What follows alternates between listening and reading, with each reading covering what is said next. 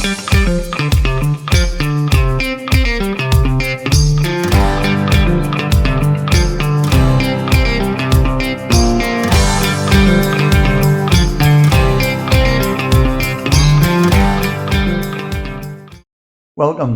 to the next installment of the Presbyterian.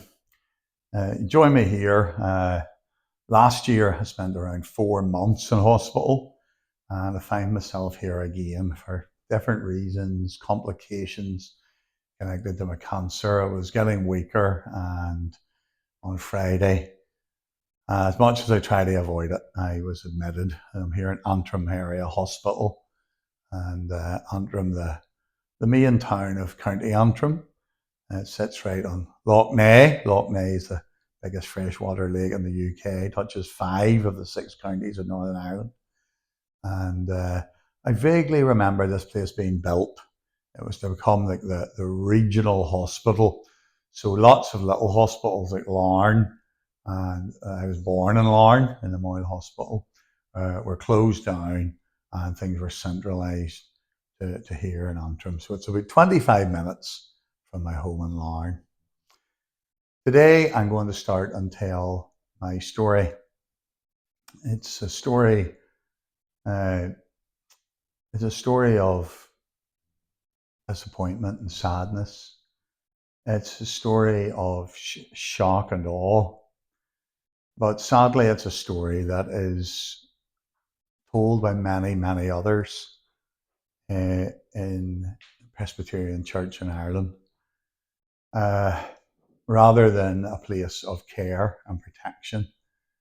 There's a faction that has, if you want, on their witch hunts, on their fundamentalist beliefs that they are the Inquisition, building God's church for him and doing the purification of the church, and trying to really attempting to protect the establishment now, to protect the powerful establishment at all costs, like the way the people in the post office was dead set on protecting it, or even those regarding the Chinook helicopter crash.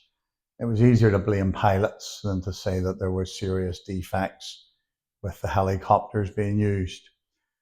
So I believed I was under the care and protection of the church, and that didn't stand me in good stead at all, because I continued to believe that, and I was gullible, I was silly, and I really was. They took advantage of my trust, and I suppose my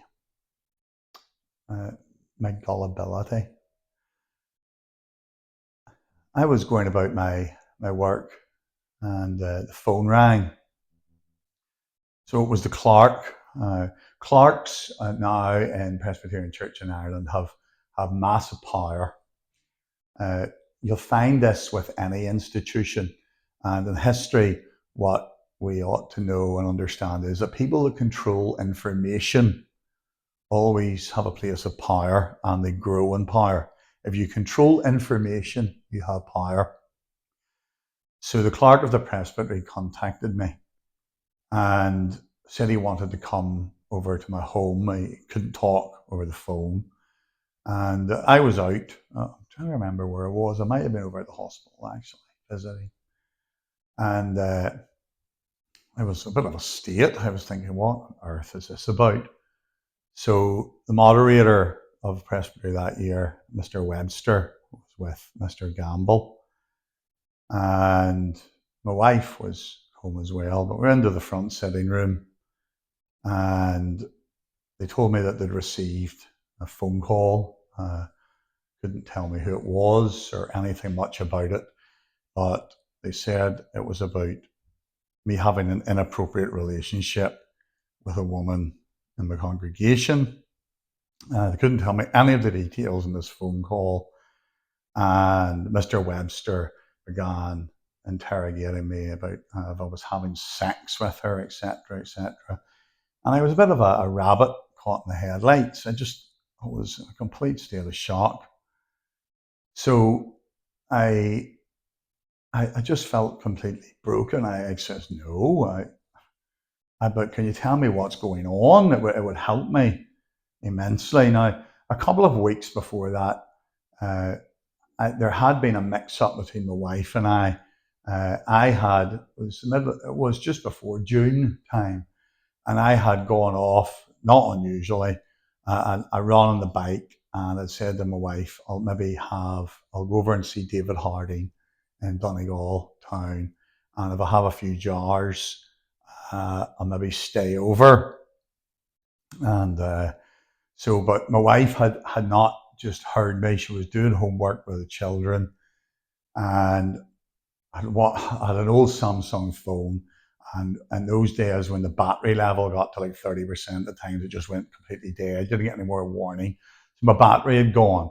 And then she hadn't understood, and she'd get worried about me because my wife always knows where I am. And she'd said to a few neighbours and stuff, oh, I'm worried about Barry.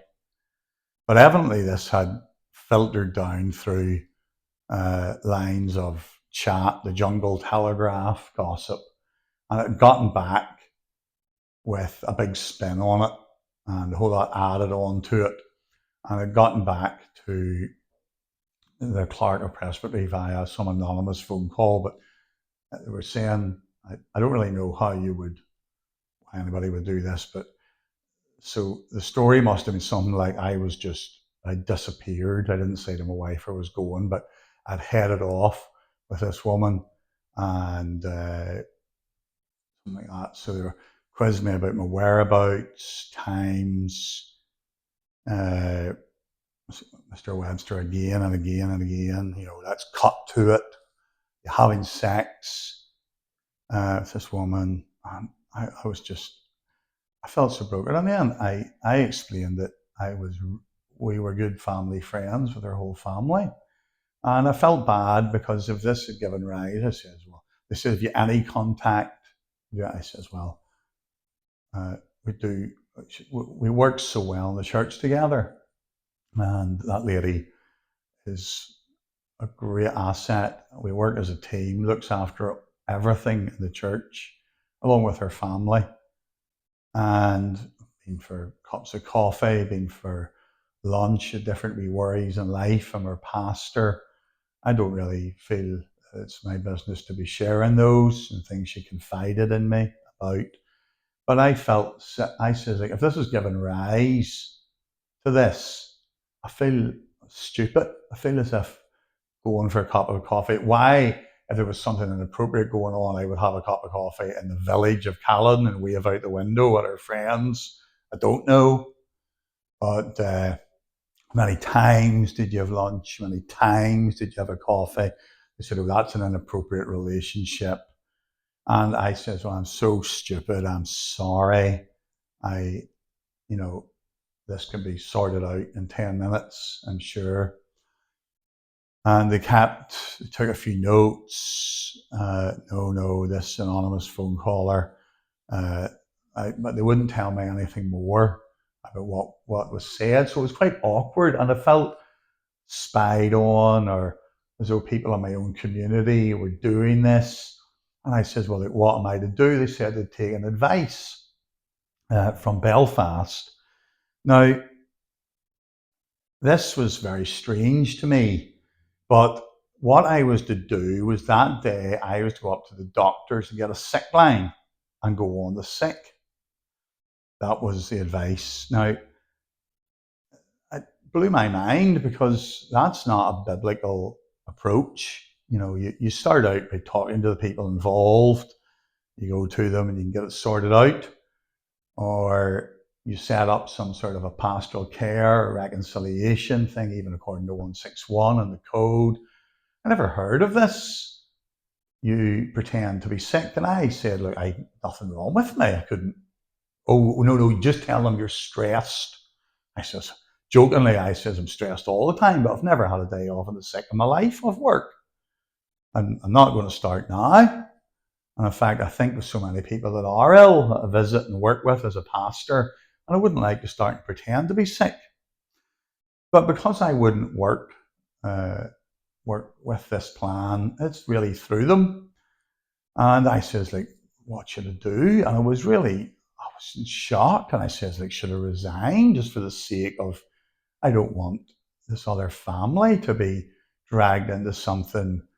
If this is going to be, if you're not going to stick up for me, if you're going to throw me under the bus, should I resign? And he says, well, we'll come back and see you in a week or two time. I had Holiday Bible Club on that week. I was convener in 2 other churches and meetings there. And uh, I was just in a state of shock, and I was even more shocked about this now later on with Alistair McNeely, minister in Rich Hill. I have a witness to the phone call, and everything I tell you here is now documented in their own writings through the subject access requests. It took a long time and hard work.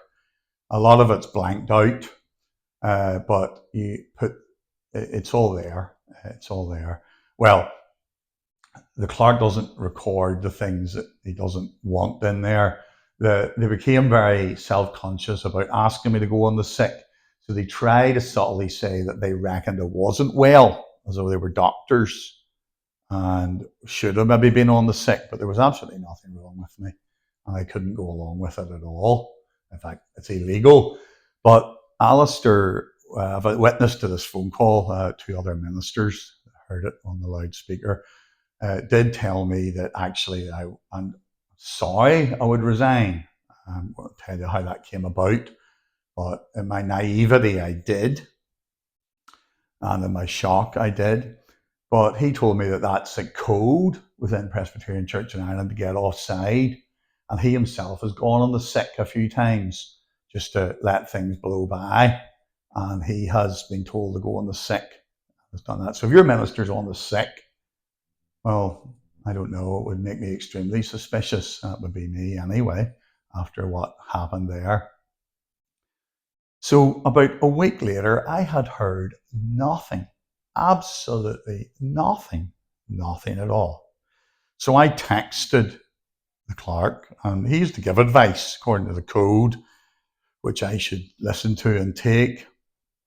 And I said, look, what should I do? Like, I was probably speaking rashly. I was in shock. Should I resign? Like, I don't think so. But it's in writing. It's documented. He said, no, I think for the sake of your family and the congregation, it would be for the best. And I said to my wife, like, this is what he's saying. I thought, well, I'll resign from the congregations. This is going nowhere. This is going to end up, the way they're dealing with this is going to end up a complete ham-fisted mess, like everything else they touch. I'm not really aware of where they've, been doing the biblical thing of reconciliation and restitution and help. Everything they seem to touch in PCI just gets worse because they're really just about protecting the institution. They're not really about helping people. So I said, well, okay. They said they would come around and collect the resignation letter. And I wrote a little letter with my own hand.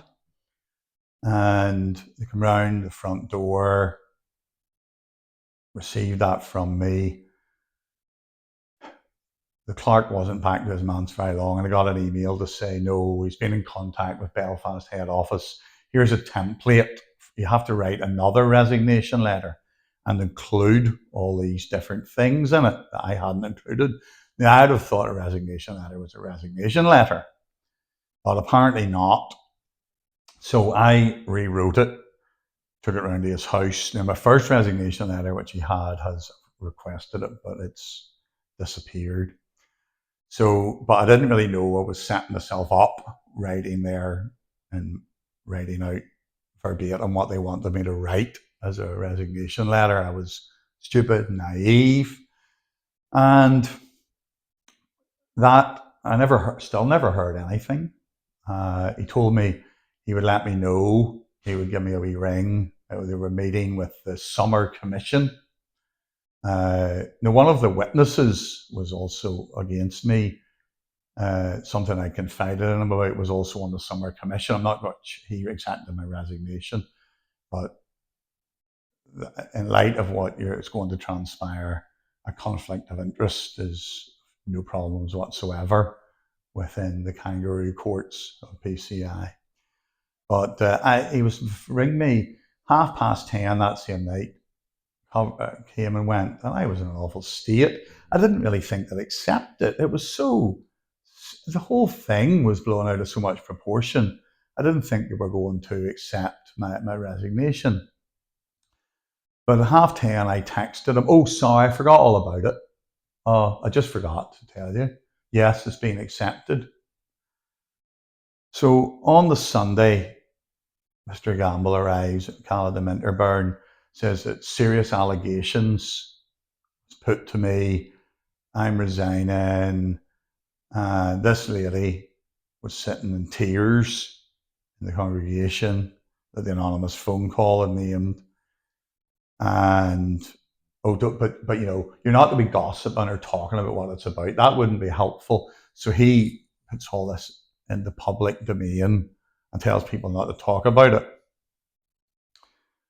Now, I was in. I says, well, I'll leave the manse and had put plans into action to get moved and all the rest of it. Our son was meant to be starting at high school in Auchnachoy. That was all off. It was a lot of upheaval. So I never heard anything. No one in my presbytery of care spoke to me, contacted me, nothing. I was just in a state of shock. And then, out of the blue, I received an email, and my wife got one as well, asking us, we were sort of being summoned to a meeting held in Union College, which was sort of a headquarters for Armagh Presbytery. A lot of the cronyism, etc., exhibited there, had its centre, like a new centre of, I suppose, evangelical fundamentalism. And there in Armagh Presbytery, where I was. And we were to go to Union College, a room there. So I went in first, and we basically went round and round in circles.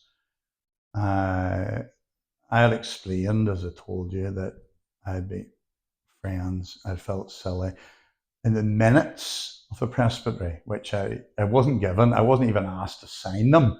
The only people involved in that meeting that the minutes was me and the clerk and moderator. Now, minutes need to be agreed by the people at the meeting, but I was never given any minutes, and I certainly wasn't asked to agree, but the minutes were not a true reflection of what had been said at all. But in those minutes, it says that I admitted, I'd said I was stupid, and I admitted to an inappropriate relationship with this unnamed woman. I did no such thing. I'd said I felt, in light of this anonymous phone call, if I had left myself open, I felt silly. I'm sorry this has happened. My heart was full of penance about the whole situation.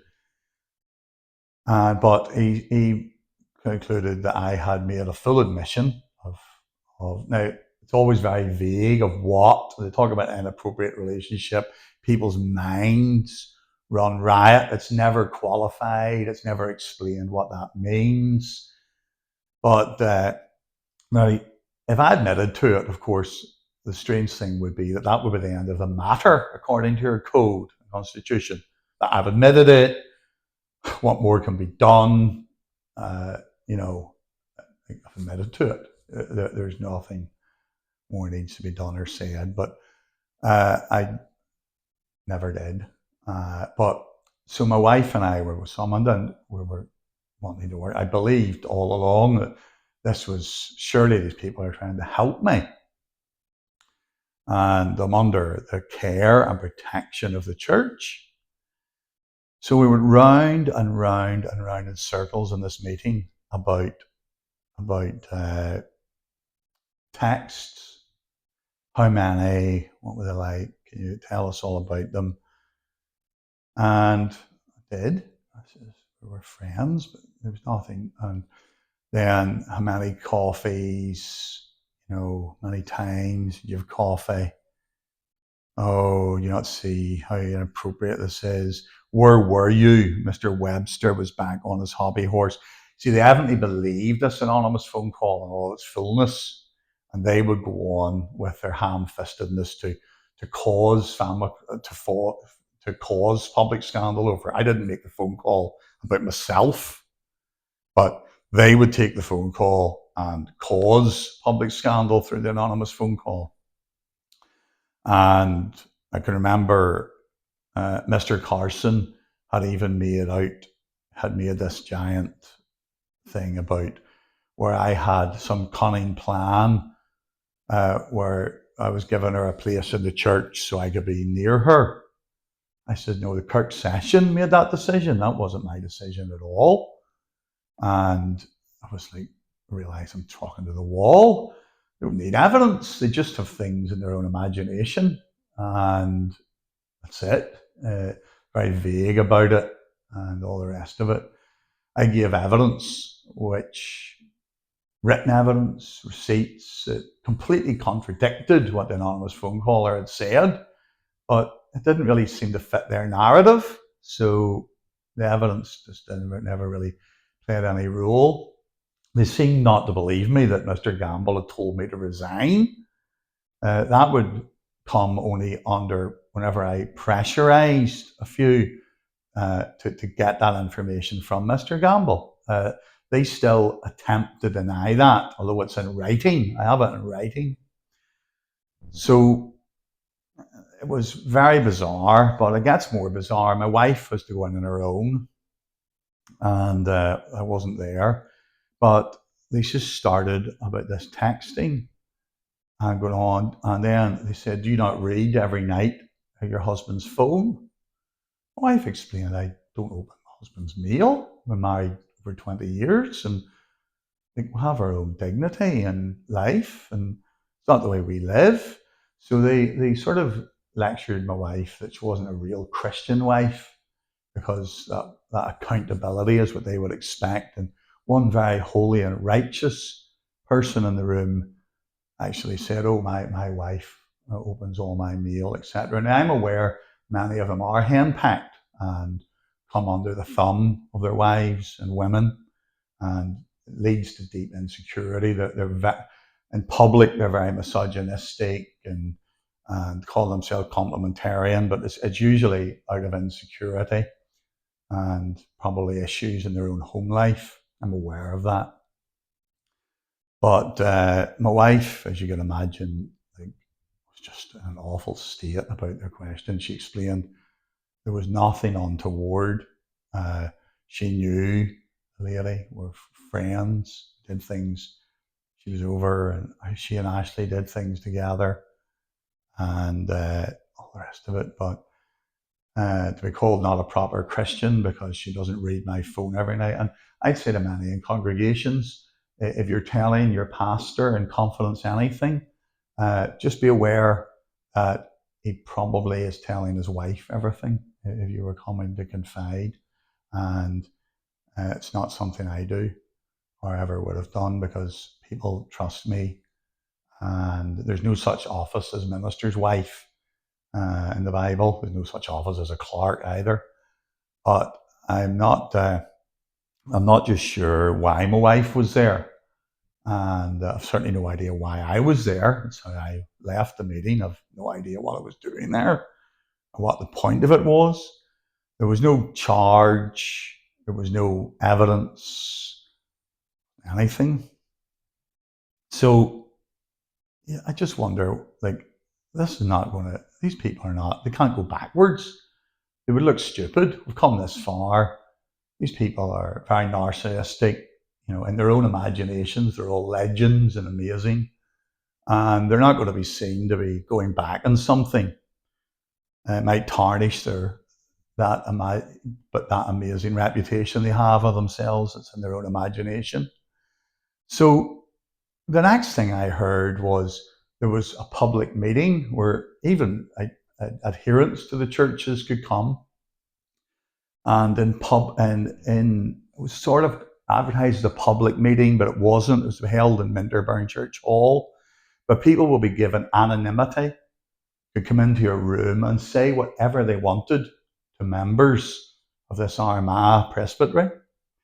And they would take that down in notes. So they were dragging around. Apparently, one time I admitted to it, then that fell through. So Culloden congregation realised it for the witch hunt that it was. And there was only one person from the whole of Culloden congregation that attended this very bizarre meeting. I can understand. You're always going to find people that want to say something unsavoury if they're given the opportunity and given anonymity. This person I wasn't willing to help out with his tax evasion and VAT evasion and other crookery, one of the biggest rogues in Tyrone. And he was the only person from all of Culloden congregation that attended. But Minterburn plenty went because they wanted to stick up for me, and they did. But they didn't really fit the narrative. They were somewhat ignored.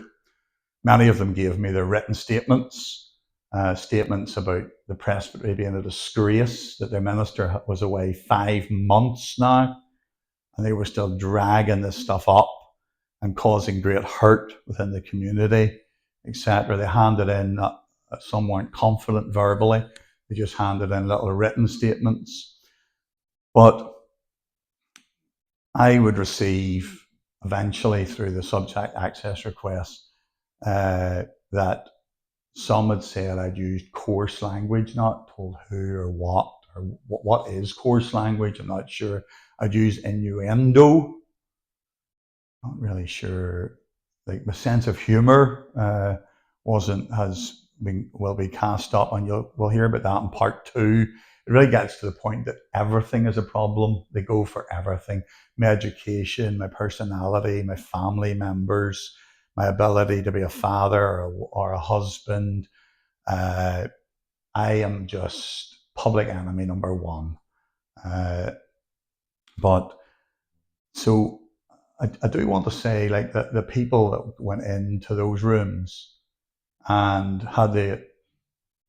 was given the opportunity to say what they want without any recourse of action or defence by a person, to say what they want about a man and his family, to say things about him with anonymity. I know who you are, and you're disgusting, and you're a disgrace. You can't say it to my face. Public meeting where a powerful institution invites people to do that, and you're always going to find those of a low moral character that will take advantage of it. And sadly, that was the case. I did see a few of the people that attended that meeting. I saw one on TV and Spotlight for his drug farm. I heard other things about some of the people that attended that meeting to say horrible things about my family and me that were disgusting, what they were doing. But as Mr. Gamble would later admit in writing, there wasn't any minutes, there wasn't any evidence kept. I was threatened with the evidence that I never saw. There was no names, no faces. I was told about these reports of innuendo, of coarse language. I don't know what some of the people that spent half an hour and more in with the Inquisition team was saying about me. I don't know who else they were saying it about. No idea. Could have been saying anything about anyone. But it's little wonder that it was all destroyed. He says he can't remember when he destroyed it or how he destroyed it, because I did ask if the police could retrieve it off a hard drive on his computer. But he said that wouldn't be happening. So this rather bizarre, does look as though there's loads of evidence that they would have such a meeting. to try and drag nets around and all the rest of it. And I want to thank those in Caledon who, from the earliest day, whenever they heard about such a meeting, could see right through it for what it was. So shortly after that, it was Sunday, the Lord's Day fell on Christmas Eve.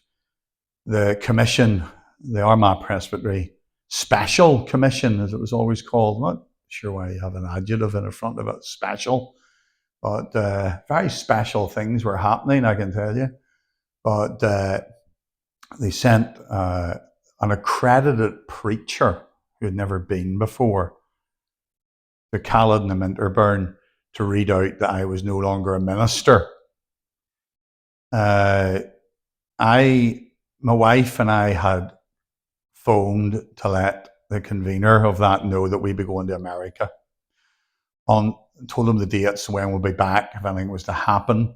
On the day we left for America, a letter arrived at our home. It just says 2 sentences to say that I'd been, there was, Mr. Gamble had included a little bit of Latin. The little letter was full of grammar and punctuation errors in the English, but the Latin was basically saying, amongst other things, it was just one of many important things I was discussing.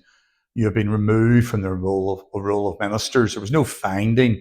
Apparently the finding was not actually read to the congregations or even the presbytery. And most bizarre, I don't know. I've never heard of such a thing. But so in part 2, you'll hear more about the accredited preacher. No one from the presbytery or the commission could go to the congregations themselves. An accredited preacher was given a short paragraph to read on Christmas Eve to tell the 2 congregations. It wasn't their fault. Don't worry. It's nothing you did. But I'm no longer a minister. Thank you.